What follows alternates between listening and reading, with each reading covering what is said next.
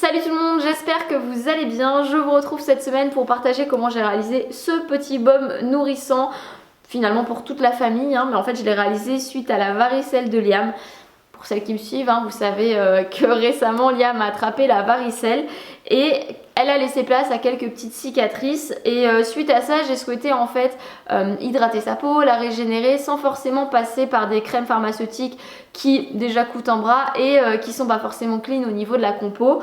Donc voilà, j'ai cherché un petit peu sur internet. Alors il y a deux recettes finalement qui n'ont peut-être pas grand chose à voir avec ce que j'ai fait aujourd'hui, mais je vous mettrai le lien des deux blogs en fait qui m'ont inspiré, j'ai envie de dire.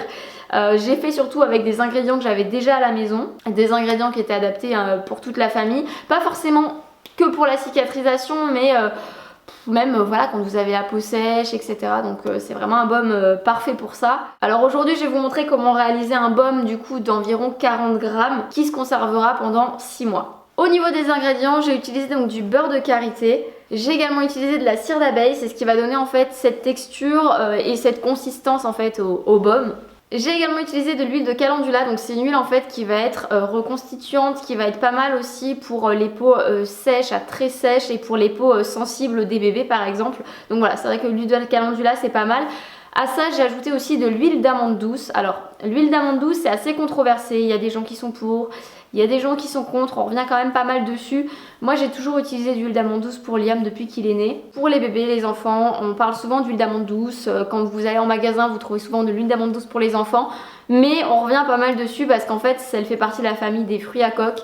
Et les fruits à coque sont potentiellement allergènes. Voilà, donc vous faites comme vous voulez. Si vous voulez en utiliser, ou si vous voulez pas en utiliser, vous faites vraiment voilà, comme vous le sentez. Après, à vous de faire votre choix. Moi j'ai fait celui-là parce que je l'ai trouvé intéressante en fait au niveau des propriétés.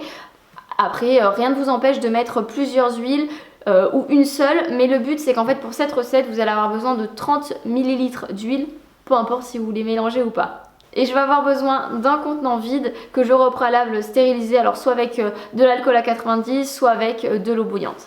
Alors je vais commencer dans une casserole par faire bouillir de l'eau. Je vais ensuite ajouter un bol de manière à faire fondre en fait tous mes ingrédients au bain-marie. Donc tout d'abord dans mon bol je viens verser 4 g de cire d'abeille. J'ajoute la cire d'abeille en priorité puisqu'elle est plus longue en fait à fondre. Une fois qu'elle a commencé à fondre, je vais venir ajouter 4 g de beurre de karité. Je mélange un petit peu le tout. Une fois que tout ça a fondu, j'ajoute 20 ml d'huile de calendula. Peu importe dans quel ordre, si vous mélangez les huiles, ça n'a aucune importance. Puis 10 ml d'huile d'amande douce. Je mélange le tout. Je sors mon bol du feu. Je laisse un petit peu reposer à température ambiante. Pas très longtemps, histoire de 5-10 minutes grand maximum.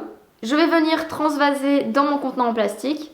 Je ferme et je vais laisser refroidir à température ambiante. Et vous n'avez plus qu'à l'utiliser, donc vous pouvez le prendre et l'appliquer sur votre peau ou sur la peau de votre bébé.